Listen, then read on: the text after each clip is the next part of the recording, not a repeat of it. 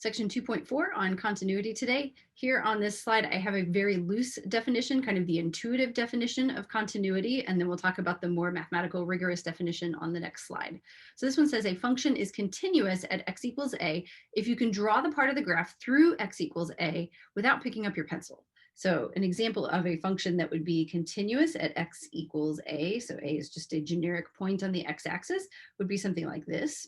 All right, so I was able to sail through that point at x equals a without having to pick up my pencil. So this is a continuous function at x equals a.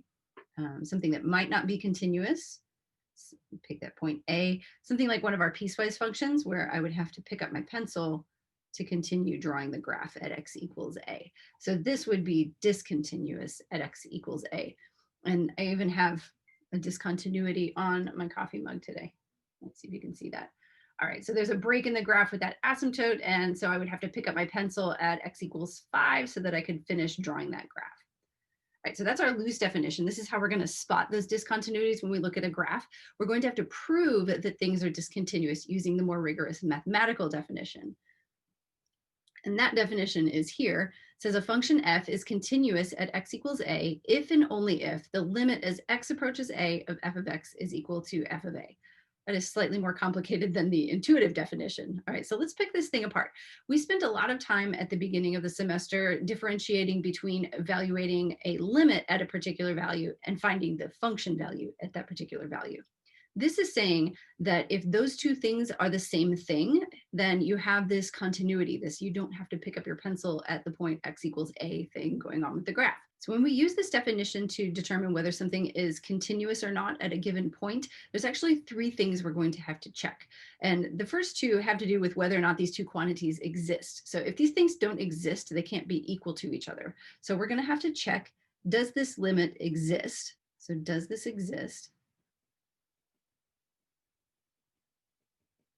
All right, does the function value exist?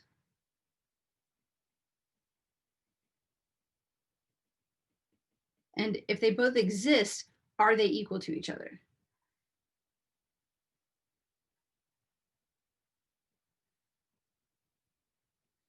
All right, so let's get some practice with this definition.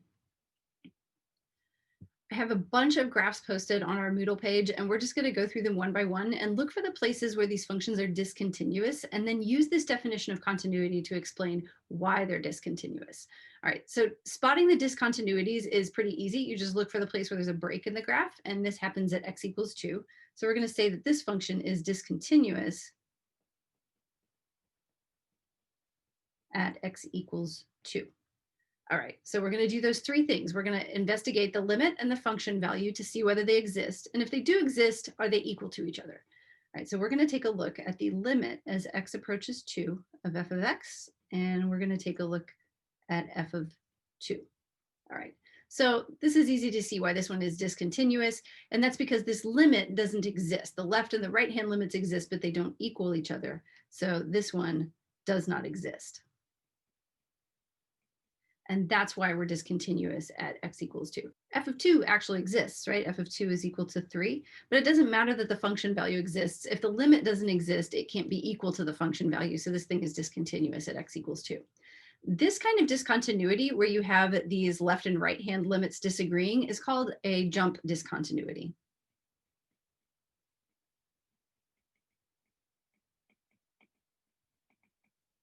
All right, and this happens where you have the limit not existing.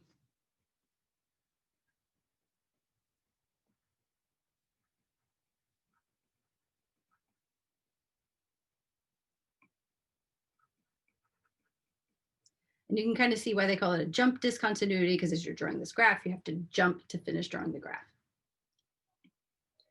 Next up, this one here, the discontinuity here happens at x equals 3. So even though you kind of could draw that graph and like draw the circle and move on, remember that circle is there just to show that there is a gap in the graph. That circle isn't actually there. So you would draw this graph and you would have to pick up your pencil and just jump over that point at x equals 3. All right, so we're going to say this is discontinuous at x equals 3. And again, we're going to look at the limit and the function value and decide where this falls apart to make this function discontinuous at x equals 3. So we're going to investigate the limit as x approaches 3 of f of x. and f of 3. All right, so the limit actually exists this time, right? At x equals 3, the y coordinates look like they're headed towards 1, so the limit is equal to 1. This time it's the function value that doesn't exist. So f of 3 does not exist. And that's why this function is discontinuous at x equals 3. This kind of spot where you've got a discontinuity, but the limit actually exists, it kind of punches this hole in the graph. These are called removable discontinuities. This is a removable discontinuity.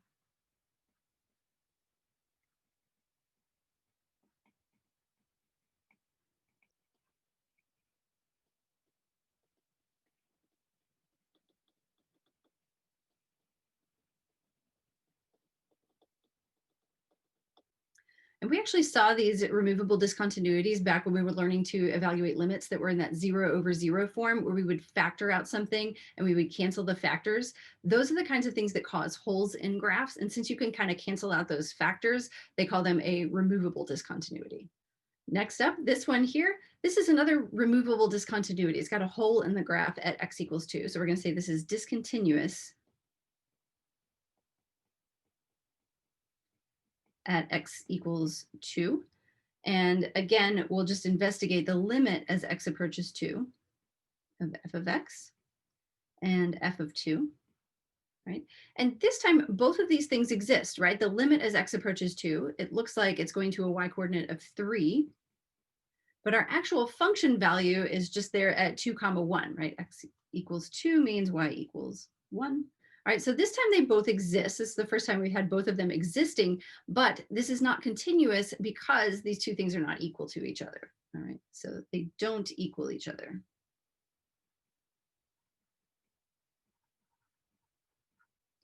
And like I said, this one is also a removable discontinuity, and that's because the limit actually exists here. It just happens to not agree with the function value.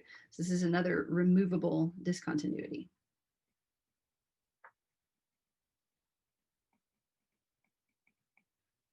We've got one more class of discontinuity we'll see on the next slide. All right, so here's my coffee mug discontinuity where we have an asymptote. This function is discontinuous at two different places. This is discontinuous at x equals -3, where we have our left-hand asymptote, and then also at x equals 2.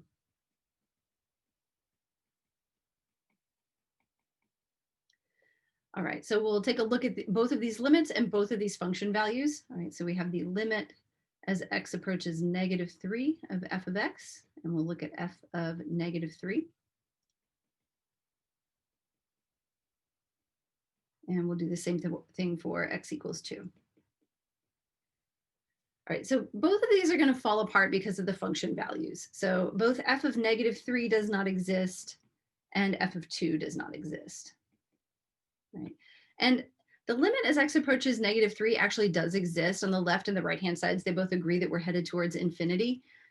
And anytime you have a limit that's equal to infinity, you're not going to be continuous at that point. There's not some spot up at infinity where these two parts of the graph suddenly connect and they're continuous where you can draw it with your pencil. So anytime you get an infinite limit, whether it agrees on both sides, like at x equals -3, or it disagrees on either side at x equals 2, you're going to have a discontinuity. All right. So this limit also didn't exist down here. So we're sort of doubly discontinuous at x equals 2.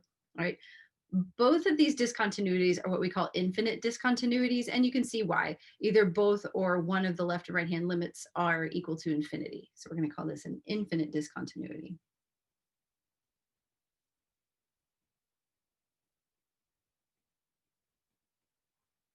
All right, last example for section 2.4, this very strange looking piecewise function. We're going to identify all the spots where f of x is discontinuous. We're going to explain why using that definition of continuity down in the pink box. And then we're going to classify each discontinuity as removable, jump, or infinite. All right, so I'm just going to go left to right and see where this function has any breaks. And left to right, x equals -3 is the first place I would have to pick up my pencil to continue drawing this. And we're just going to check those two things down in the box, the limit and the function value. And the limit is the thing that doesn't exist here. So we're going to say this is because the limit as x approaches -3 of f of x does not exist. All right, and we know when we have a limit that doesn't exist, where everything's sort of finite, we've got one of those jump discontinuities.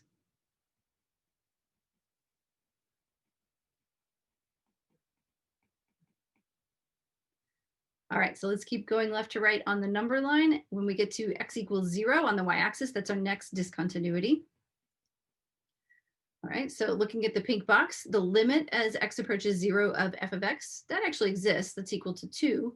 It's the function value that doesn't exist here. All right, so this is discontinuous here because f of 0 does not exist. All right, and when we have the limit existing, but it's still discontinuous, then we know that this is a removable discontinuity, and visually we can see that's that hole punched in the graph.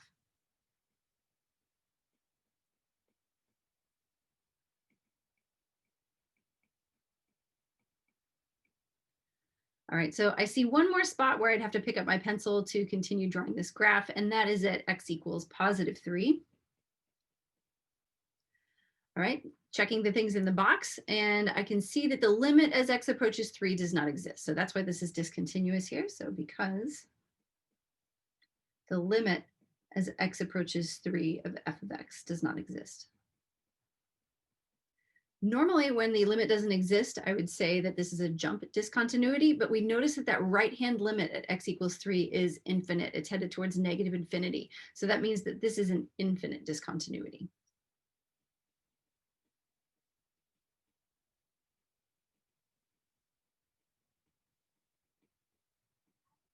There's a lot more about continuity that we could discuss and spend time on, but for this semester, all I want you to do is to be able to visually identify discontinuities, to be able to explain why they're discontinuous using that pink box definition of continuity, and to be able to classify them as either jump, removable, or infinite.